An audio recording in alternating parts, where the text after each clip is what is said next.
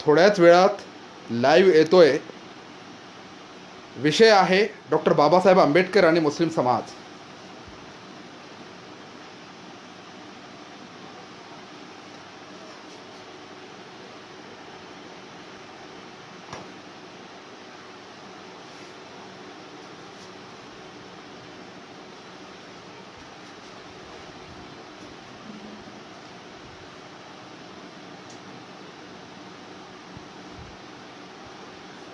अल्लाहच्या नावाने सुरुवात करतो जो मोठा दयावान व कृपावान आहे.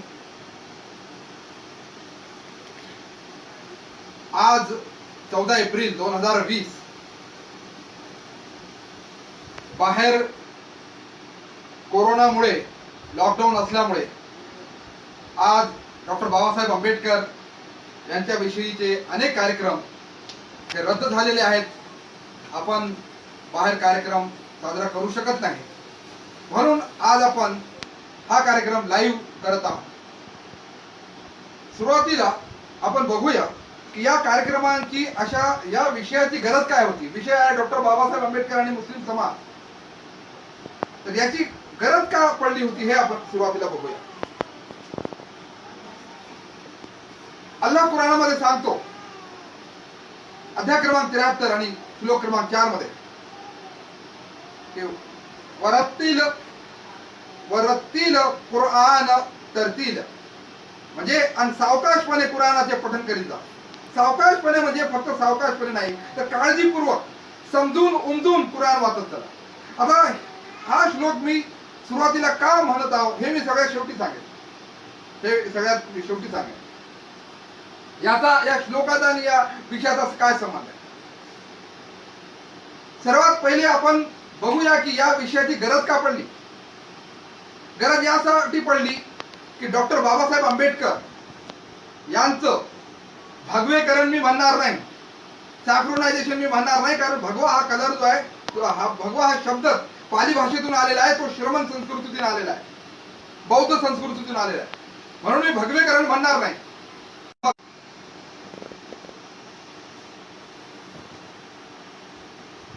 तर याचं एक कारण बघा, माणसाला माणूस जोडण्यासाठी हे जे गैरसमज पसरवले जात आहेत, ही जी सामाजिक दरी निर्माण केली जात आहे दोन समाजामध्ये, ही दरी कमी करण्याची किंवा नष्ट करण्याचा प्रयत्न केला गेला पाहिजे आणि माणसाला माणूस म्हणून जे आहे ते जोडण्याचा प्रयत्न झाला पाहिजे.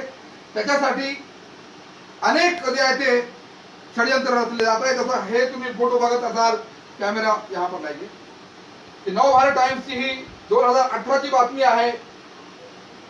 2018 ची 2 वर्षापूर्वीची बातमी आहे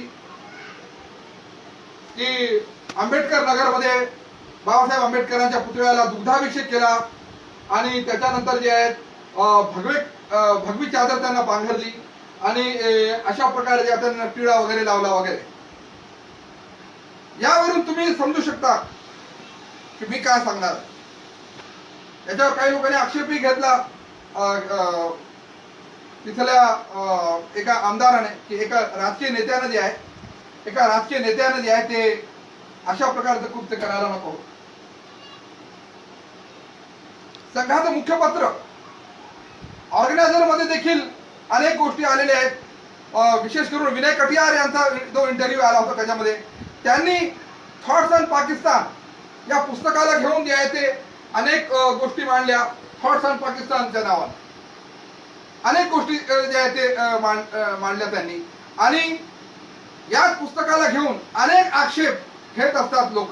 आणि डॉक्टर बाबासाहेब आंबेडकरांनी डॉक्टर बाबासाहेब आंबेडकर कसे मुस्लिम विरोधी होते हे ठसवण्याचा प्रयत्न अनेक लोक करत असतात.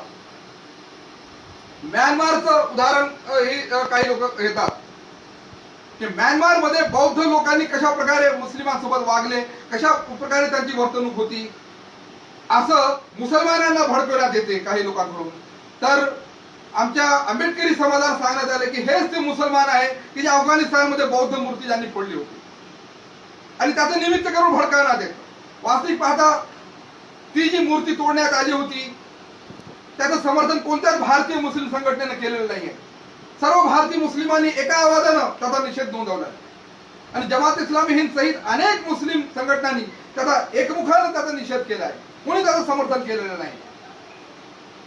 कारण इस्लाम धर्मामध्ये ज्या मूर्तीची पूजा होत नाहीये त्या मूर्तीला जे आहे ते अशा प्रकारे मोडतोड करण्यास कोणती शिकवण दिलेली नाहीये. कोणती शिकवण दिलेली नाही.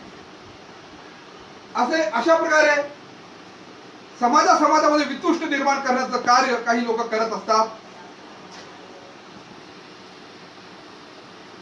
या शाब्दिक हत्यारांना शब्दानेच प्रतिवाद केला पाहिजे. विचारांची लढाई विचारानच केली गेली पाहिजे. आता असं म्हणतात की बाबासाहेब आंबेडकरांनी थॉट्स ऑन पाकिस्तानमध्ये बुरख्यावर टीका केली. खरं म्हणजे ती बुरख्यावर नाही तर काही मुस्लिम लोक, काही मुठभर मुस्लिम लोक इतरांच्या अंधानुकरणातून, अज्ञानातून त्यावेळी त्या काळामध्ये महिलांना शिकू देत नव्हते. महिलांवर अनेक या ते इस्लाम बाह्य नियंत्रण टाकत होते, ज्याचा इस्लामची काही घेणं देणं नाही. प्रेषित मोहम्मद सल्लल्लाहु अलैहि वसल्लम यांच्यावर जो कुराण अवतरित झाला त्याचा तर पहिला श्लोक होता इक्रा, म्हणजे वाचा, शिक्षण प्राप्त करा. आणि हे सगळ्यांसाठी होतं, स्त्री पुरुष दोघांसाठी होतं. प्रेषित मोहम्मद सल्लल्लाहु अलैहि वसल्लम यांनी सांगितलं की ज्ञान प्राप्त करणे हे प्रत्येक स्त्री आणि पुरुषासाठी अनिवार्य आहे. आईच्या कडेपासून तर कबरीच्या खड्ड्यापर्यंत शिकण्याचं वय नाही. प्रेषित मोहम्मद सल्लल्लाहु अलैहि वसल्लम यांची पत्नी आयशा सिद्दीका यांना लोकांच्या मुलींना शिकवण्यासाठी प्रेषित मोहम्मद सल्लल्लाहु अलैहि वसल्लम यांनी सांगितलं आणि आपल्या घरामध्ये पहिली मुलींची शाळा सुरू केली. प्रेषित मोहम्मद सल्लल्लाहु अलैहि वसल्लम यांच्या पत्नी आयशा सिद्दीका हे जगातल्या पहिल्या महिला शिक्षिका आहेत. आणि आजही बुरखात असं हे बघा, आजही बुरखा नेसून हे बघा ही महिला विमान चालवत आहे, कॉकपिट मध्ये बसलेली आहे बुरखा नेसून. तर डॉक्टर बाबासाहेब आंबेडकर यांचं बुरख्यावर नव्हे तर काही मुस्लिम लोकांच्या, काही मुठभर मुस्लिम लोकांच्या संकुचित वृत्तीवर त्यांनी टीका केलेली आहे. अशा प्रकारे वीतभर कपड्याच्या तुकड्यावर कोणाला आक्षेप असेल आणि महिलांना स्वातंत्र्य आहे की त्यांनी काय ते नेसावं, राईट टू चूज, म्हणून ते टीका फक्त त्यांच्या पोशाखावर नव्हे तर काही मुठभर मुस्लिम लोकांच्या संकुचित बुद्धीवर, महिलांना घेऊन जे आहे संकुचित बुद्धीवर त्यांनी टीका केलेली आहे. आणि ही टीका पोटतिडकीतून केलेली आहे. मुस्लिमांशी वैरभावना ठेवून केलेली नाही आहे किंवा इस्लामशी किंवा प्रेषित मोहम्मद सल्लल्लाहु अलैहि वसल्लम यांच्याशी वैरभावना करून ठेवून जी आहे ही टीका केलेली नाही आहे मित्रांनो. कारण त्यांनी धर्म स्वातंत्र्य त्यांनाही मान्य होतं. त्यांनी घटनेचं कलम 25 मध्ये धर्म स्वातंत्र्य जे आहे ते मांडलेलं आहे. धर्म स्वातंत्र्याचं कलम 25 तुम्हाला माहित असेल. त्याच्यामध्ये डॉक्टर बाबासाहेब आंबेडकरांनी लिहिलं, the religion is to practise and to propagate, की धर्म आचरणासाठी आणि त्याचा प्रचार करण्यासाठी प्रत्येकाला स्वातंत्र्य राहील. आणि अशा प्रकारे स्वतःला प्रत्येकाला ज्याचा त्याचा धर्म जे आहे ते आचरणाचं स्वातंत्र्य बाबासाहेबांनी कलम 25 मध्ये बहाल केलेलं आहे. हे स्वातंत्र्य बाबासाहेब आंबेडकर यांच्या पूर्वी कोण दिलं होतं? छत्रपती शिवाजी महाराज.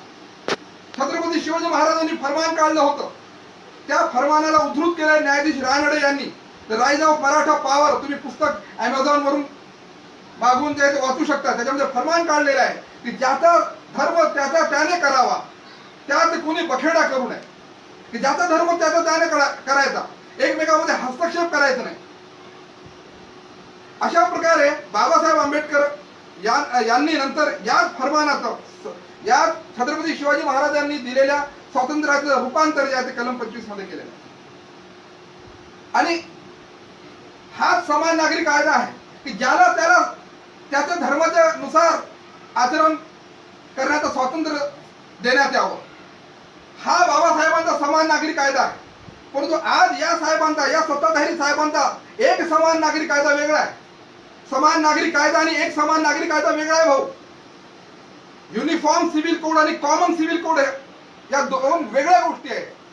बाबासाहेबांचा जो युनिफॉर्म सिव्हिल कोड आहे तो फार व्यापक आहे.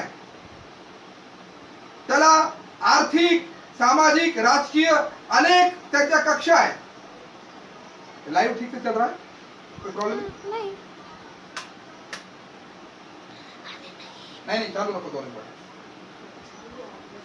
नहीं आने दो, चालू रखो. Sorry for disturbance. तर बाबासाहेबांचा जो समान नागरिक कायदा आहे तो वेगळा आहे, तो युनिफॉर्म सिव्हिल कोड आहे. आणि या साहेबांचा, आजच्या साहेबांचा कॉमन सिव्हिल कोड हा वेगळा आहे. याचं एक उदाहरण देतो हो. याचं उदाहरण हे आहे की जसं एखाद्या शाळेमध्ये गणवेश असतो, तो सारख्याच रंगाचा असतो, युनिफॉर्म असतो त्यांचा. परंतु एखादा लठ्ठ मुलगा असेल तर त्याला त्याच्या मापानुसार रुंद असा युनिफॉर्म लागेल, रंग तोच असेल पण आकार वेगळा असेल. एखादा बुटका असेल मुलगा तर त्याला बुटक्या आकाराचा जो आहे तो गणवेश लागेल. एखादा उंच मुलगा असेल तर त्याला उंच जो आहे तो युनिफॉर्म लागेल, रंग सारखाच असेल परंतु आकार वेगळे असतील. तशाच प्रकारे ज्याला त्याला सारखेच धर्म स्वातंत्र्य दिलेले आहे त्यानं त्याच्या धर्मानुसार वागावं, परंतु त्याच्या आधी समाज बनवला पाहिजे. समान कायद्यासाठी विषमतेने लडबडलेल्या, जातीय, आर्थिक आणि सामाजिक विषमतेने लढलेल्या समाजामध्ये समान नागरिक कायदा लागू केला जाऊ शकत नाही. म्हणून बाबासाहेबांनी त्या कलमाला समान नागरिक कायद्याची गरज असल्याचं जे वाक्य आहे ते दिशानिर्देशामध्ये, डायरेक्टिव्ह प्रिन्सिपल्स मध्ये टाकलेलं आहे. त्याचा कायदा बनवला नाही. ठीक, रहने दो ना. हाँ, रहने दो, कुछ भी आते रहते. बड़ा था छोटा था. ठीक, ठीक.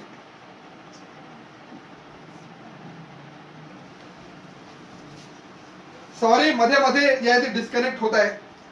हे जे शूटिंग आहे माझी मुलगी नशरा नौशाद करत आहे म्हणून थोडंसं सांभाळून घ्यावं.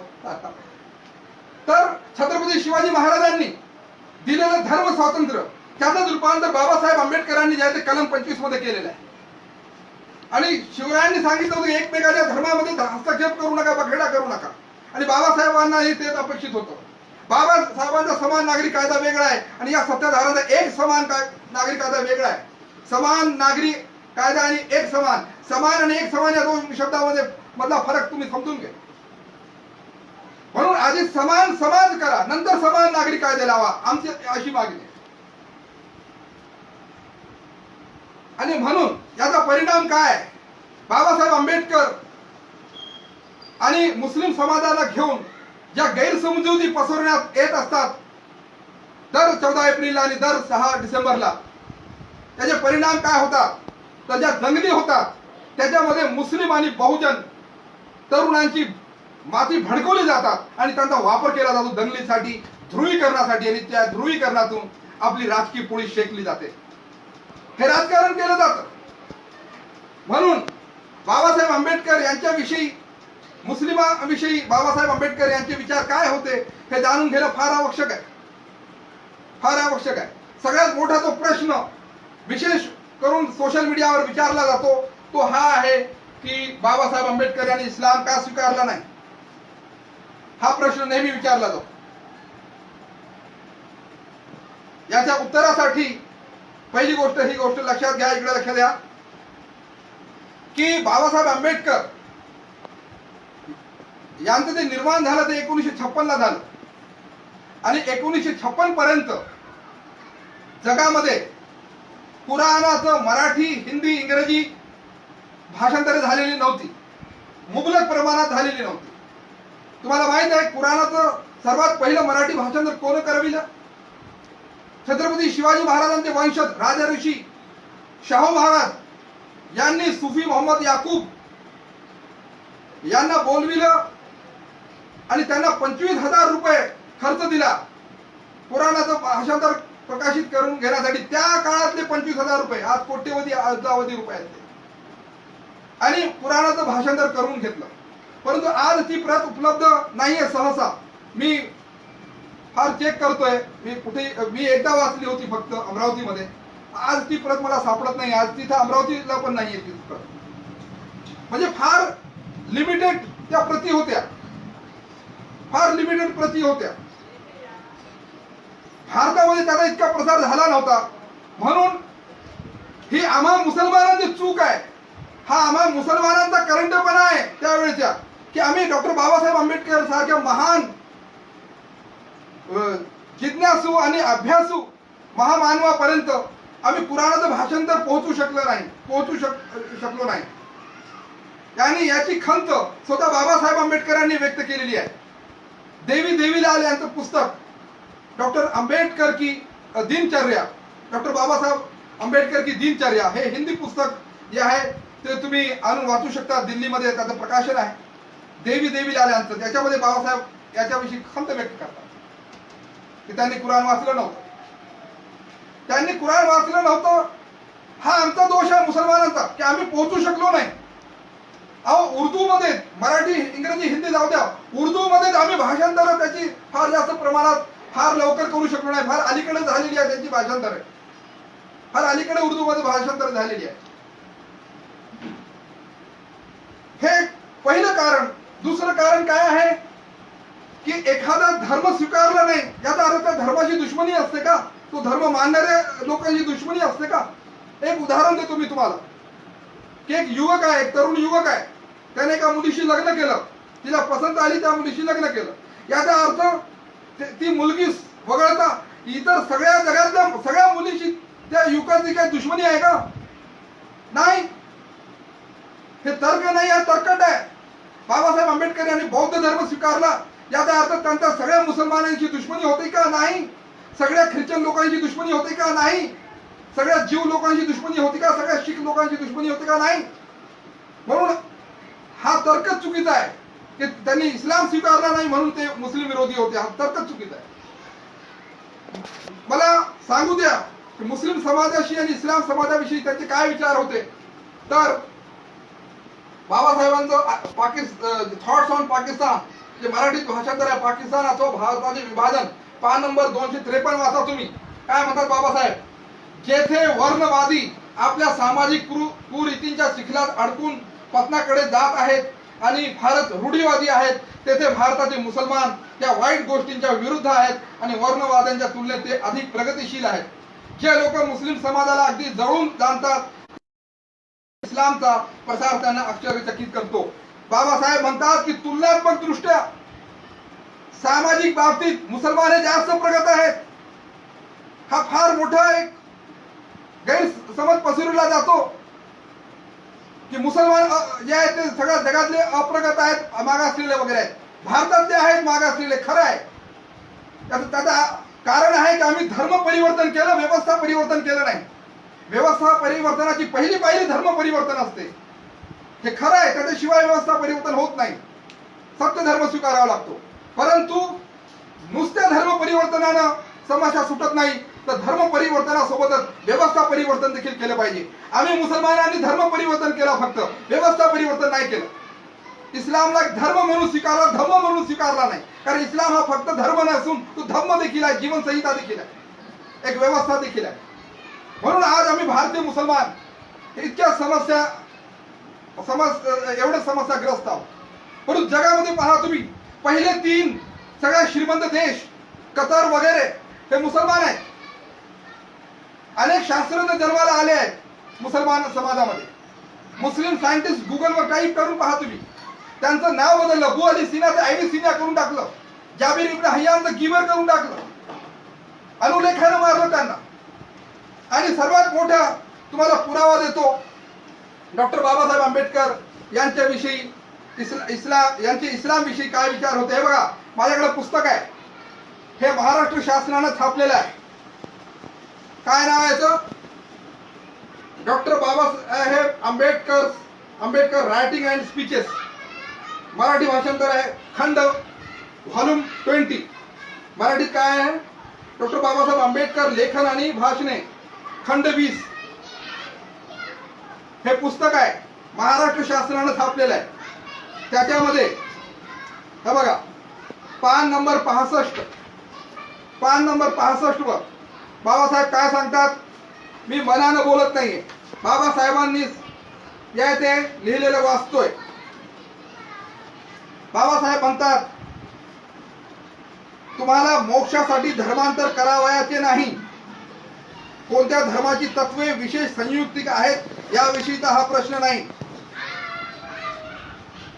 त्याच्या आधी बाबासाहेब काय म्हणतात, मी थोडा आधीपासून वाचतो. हिंदू समाजाचा कंटाळा येऊन हिंदू धर्माचा त्याग करण्यास जे प्रवृत्त झाले असतील त्यांना तुम्ही असे करू नका असे सांगावयाला आमचे मन घेत नाही. ज्याच्या त्याच्या शोषितपणाचा हा प्रश्न आहे. तथापि जळगावच्या 5,000 महार बंधूंना एक सूचना देणे मात्र आम्हाला इष्ट वाटते, ती ही की तुम्हाला धर्मांतरच करावयाचे असेल तर मुसलमान व्हा. हे बघ, धर्मांतरच करावयाचे असेल तर मुसलमान व्हा म्हणून डॉक्टर बाबासाहेब आंबेडकर या बाबासाहेब आंबेडकर यांची पत्रकारिता 1929 ते 1956 डॉक्टर बाबासाहेब आंबेडकर लेखन आणि भाषणे भाग 20 मध्ये बाबासाहेब म्हणतात. त्याचं कारण काय सांगतात बघा. पुढे म्हणतात, तुम्हाला मोक्षासाठी धर्मांतर करावयाचे नाही. कोणत्या धर्माची तत्वे विशेष संयुक्तिक आहेत याविषयीचा हा प्रश्न नाही, तर धर्मांतर करण्यात आपली अस्पृश्यता घालविणे हाच तुमचा उद्देश आहे. हा उद्देश प्रार्थना समाजिस्ट किंवा आर्य समाजिस्ट अगर बौद्ध धर्मीय होऊनही साधावयाचा नाही, कारण तुम्ही व्यवहार दृष्ट्या हिंदू समजले जाल आणि अस्पृश्यतेचे तुमच्या मानेवर असलेले जोखड तुमच्या मानेवर कायमचे राहील. इतकेच नव्हे तर ख्रिस्ती होऊनही तुमची अस्पृश्यता पूर्णपणे निघून जाणार नाही. हिंदी ख्रिस्तांनाही जातीभेदाने साफ सोडलेले नाही. मुसलमानी धर्मात मात्र म्हणजे इस्लाम धर्मात मात्र सर्वांना आत्मसात करण्याचे सामर्थ्य आहे. मुसलमान समाज स्वकीयाविषयी जाज्वल्य अभिमान बाळगणारा व स्वकीयांच्या सहाय्याला धावून येणारा आहे. म्हणूनच 7 कोटी मुसलमान 22 कोटी हिंदूंना भारी झाल्या त्यावेळेस ची संख्या आहे. तुम्ही मुसलमान झाल्यावरही उन्मत्त हिंदू लोक तुम्हाला हिडीस फिडीस म्हणून वागू पाहतील, तर तुमच्या पाठीमागे असणाऱ्या 7 कोटी मुसलमानांशी त्यांना सामना करावा लागेल. हे बघा, हे बाबासाहेबांचं लिखाण अजूनही आहे, तुम्ही स्वतः वाचून घ्यायचं. बरंच काय लिहिलेलं आहे. क्या प्रॉब्लेम क्या है? तो बहुत ज्यादा छेड़छाड़ मत करो.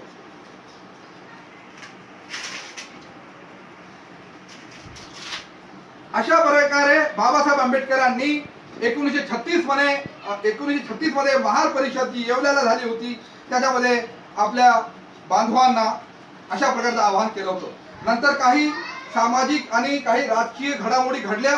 नंतर बाबासाहेबांनी वेगळा निर्णय घेतला. तो का घेतला तो एक वेगळा विषय आहे.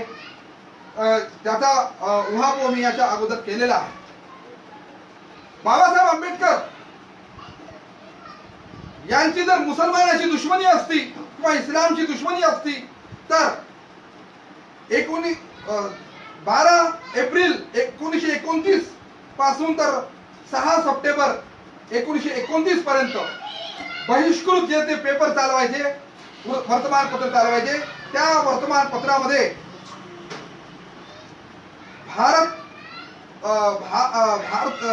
बहिष्कृत भारतामध्ये इस्लामवर आधारित एक स्तंभ त्यांनी चालवला नसता. डॉक्टर बाबासाहेब आंबेडकर यांनी रमजान महिन्यामध्ये 1929 मध्ये पूर्ण महिनाभर एक कॉलम चालवला इस्लाम संबंधात मराठी भाषेत, इस्लामची माहिती व्हावी म्हणून. मला सांगा, बाबासाहेब जर मुसलमान विरोधी असते किंवा इस्लाम विरोधी असते तर असा संदर्भ चालवला असता का त्यांनी? अजिबात नाही चालवला असता. हे बघा, मी जे वाचलेलं आहे, हे बघा, हे ते पान आहे. झूम करो. हे बघा, हे पान नंबर 65 वर हे महार परिषदेमध्ये जे आहे ते त्यांनी जे भाषण दिलं त्याचा हे पान आहे. या पुस्तकातलं हे या पुस्तकातलं पान आहे.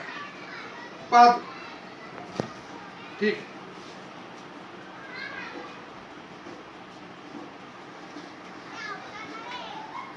बर, बाबासाहेब आंबेडकर जर मुस्लिम विरोधी असते किंवा इस्लाम विरोधी असते तर त्यांनी संत अब्दुल कबीर यांना आपला गुरु मानले नसते. बाबासाहेबांचे 3 गुरु तथागत गौतम बुद्ध, ज्योतिबा फुले आणि संत अब्दुल कबीर. मी अब्दुल कबीर मुद्दा म्हणून बोलतोय कारण त्यांचं खरं नाव आहे ते. अब्दुलचं भाषांतर दास होतो, भक्त दास. काही लोकांनी अब्दुल कबीर हे मुसलमान आहेत हे अधोरेखित होऊ नये म्हणून अब्दुलचा दास करून टाकलं, कारण कबीर या नावावरून फार स्पष्ट होत नाही त्यांचा धर्म. कबीर हे जे नाव आहे, हा जो शब्द आहे तो अरबी भाषेतला आहे. अल्लाहचे जे 99 नाव आहे आलेले आहेत कुराणामध्ये, ते तुम्ही गुगलवर पाहू शकता. 99 नेम्स ऑफ अल्लाह टाईप करून पहा तुम्ही. त्याच्यामध्ये 37 क्रमांकावर एक नाव अल कबीर. अल म्हणजे द सारखा प्रत्यय लागतो, मुळात तो शब्द आहे कबीर. कबीर हे नाव म्हणजे मोठा, महान त्याचा अर्थ होतो. परंतु अल्लाहचं नाव ठेवता येत नाही मुसलमानामध्ये. अल्लाहचं नाव ठेवणं हराम आहे, म्हणून त्याला अब्दुल लावतात. अब्दुल म्हणजे दास, अब्दुल कबीर म्हणजे अल्लाहचा दास. परंतु काही कलम कसा यांनी अब्दुल कबीरांचं नाव बदलून टाकलं, त्यांच्या दोह्यामध्ये काही भेसळ करून टाकली. संत साहित्यामध्ये भेसळ हा एक संशोधनाचा विषय असू शकतो विद्यार्थ्यांसाठी. त्याच्यावर संशोधन करायला पाहिजे त्यांनी. म्हणून नावाचं भाषांतर होत नाही. आमचे मित्र आहेत माणिकराव पूर्णे, त्यांचं भाषांतर होईल का? डायमंडराव पूर्णे नाही होणार, नाही होणार. नौशादचा अर्थ होतो न्यू गुडनेस, नाही खुशखबरी. मग गुड न्यूज उस्मान असं होईल का? भाषांतर नाही होणार. म्हणून काही लोकांनी काय केलं, विकिपीडियामध्ये घुसवलं एक वाक्य, नंतर एडिट झालं असेल ते, की संत अब्दुल कबीरांची आई जी आहे ती ब्राह्मण होती. लोक त्यांना वडिलांचं नाव माहित नाही, आई बरोबर त्यांना सापडली, ब्राह्मण होती म्हणून कसं काय पुरावा आहे? हे काही लोक करत असतात.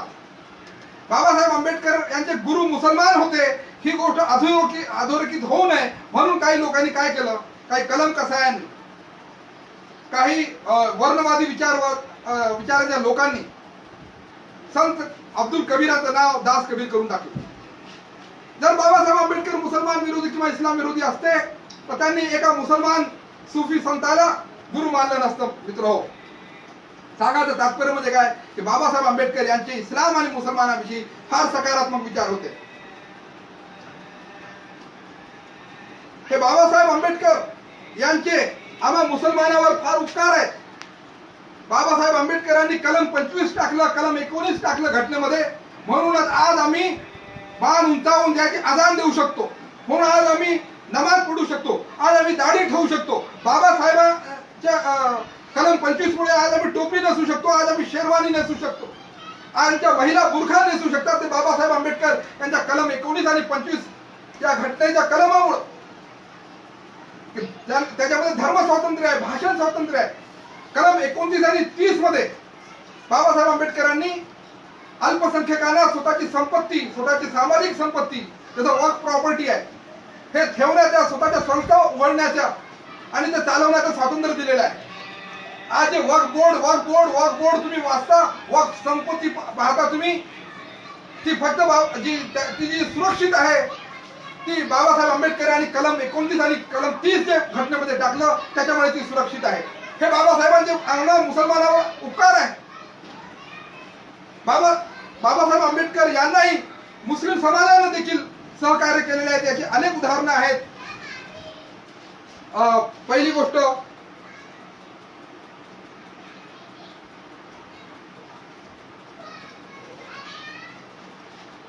महाड येथे जो चौदार तळ्याचं आंदोलन केलं बाबासाहेब आंबेडकरांनी, तुम्हाला माहित आहे. त्या आंदोलनासाठी जो कार्यक्रम करावा होता बाबासाहेबांना, त्याच्यासाठी जी जागा लागणार होती, ती जागा त्या गावात कोणीही द्यायला तयार नव्हतं. प्रॉब्लेम हो गया. ती जागा देण्यासाठी कोणी तयार नव्हतं तिथं महाडमध्ये. तेव्हा एका मुसलमानानं आपल्या शेताची जमीन ही बाबासाहेबांना त्या कार्यक्रमासाठी उपलब्ध करून दिली आणि बाबासाहेब आंबेडकर यांचं ते आंदोलन यशस्वी झालं. त्या मुसलमानाचं नाव आहे फतेह खान.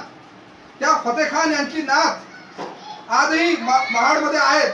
वयोवृद्ध महिला आहे, ती व्हील चेअरवर असते. बामसेफच्या कार्यक्रमाला एकदा ती आली होती, त्या आल्या होत्या.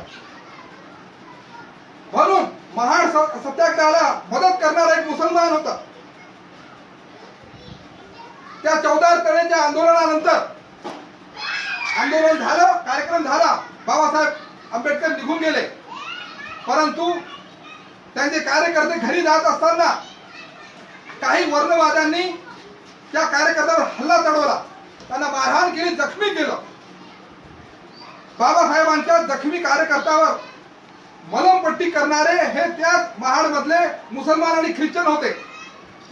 नंतर पुन्हा त्या ठिकाणी बाबासाहेबांचा कार्यक्रम झाला आणि त्यावेळी बाबासाहेबांनी म्हटलं होतं आपल्या आंबेडकरी जनतेला उद्देशून की तुमच्यावर जेव्हा केव्हा संकट येईल तेव्हा या मुसलमान आणि या ख्रिश्चन बांधवांची मदत घ्या, त्यांचं सहकार्य घ्या, हे तुमचे मित्र आहेत. हे बाबासाहेबांनी आपल्या आंबेडकरी जनतेला उद्देशून महाडमध्ये सांगितलं होतं. बाबासाहेब आंबेडकर आणि मुस्लिम समाजाचे काय संबंध आहे त्याचं आणखीन एक उदाहरण देतो की बाबासाहेब आंबेडकर हे गोलमेज परिषदेला गेले होते. ते परत आल्यानंतर मुंबईमध्ये खिलाफत हाऊस मध्ये मुस्लिम संघटनांनी त्यांचा सत्कार केला होता.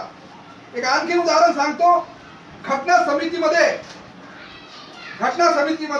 काही काँग्रेसी नेत्यांनी सांगितलं होतं की बाबासाहेबांसाठी घटना समितीचे दारच नाही तर खिडक्या देखील बंद आहेत. वामन मेश्राम हे नेहमी सांगत असतात, गांधीजींचं उदाहरण देतात या वाक्याचं की गांधीजींनी सांगितलेलं आहे की घटना समितीचे फक्त दारच नाही तर खिडक्या देखील बंद आहेत. घटना समितीमध्ये पाठवण्यासाठी निवडणुकीमध्ये जेव्हा भंडारामध्ये बाबासाहेब आंबेडकर यांना पराभूत करण्यात आलं काही लोकांकडून, तेव्हा बंगालच्या मुस्लिम बहुल मतदारसंघामधून बाबासाहेब उभे राहिले आणि तिथल्या मुसलमानांनी बाबासाहेब आंबेडकरांना निवडून द्याय ते घटना समितीत पाठवलं, असेंब्लीमध्ये पाठवलं. आज बंगाली लोकांवरची जे संकट आलेलं आहे एनआरसीच्या स्वरूपामध्ये असा संशय येतो की त्या लोकांच्या वंशजांना त्याच गोष्टीची जर शिक्षा दिली जात नाहीये ना, असं एक संकट येतो, एक संशय येतो.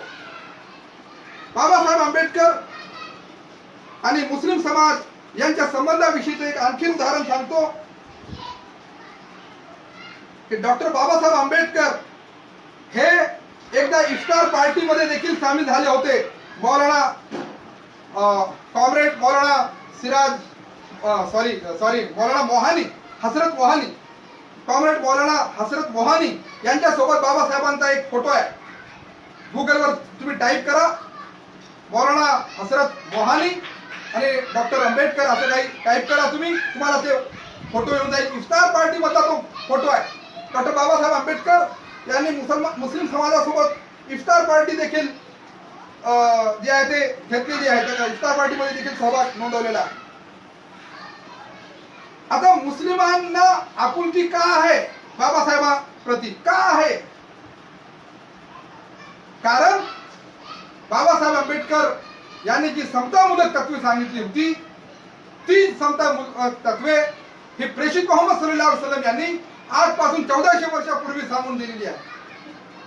बाबासाहेब आंबेडकर यांनी जी समतेची शिकवण दिली होती, कोणी लहान नाही कोणी मोठा नाही, अशाच प्रकारची शिकवण प्रेषित मोहम्मद सल्लल्लाहु अलैहि वसल्लम यांनी आजपासून 1400 वर्षापूर्वी दिली होती.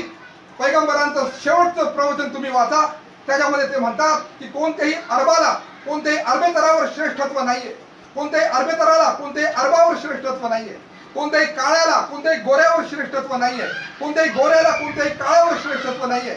श्रेष्ठत्व मोठेपणा आहे तर ते फक्त तुमच्या नीतिमत्तेवर, तुमच्या ईश्वरांवर आधारित आहे. म्हणूनच प्रेषित मोहम्मद सल्लल्लाहु अलैहि वसल्लम यांचे एक सहकारी आफ्रिकन निग्रो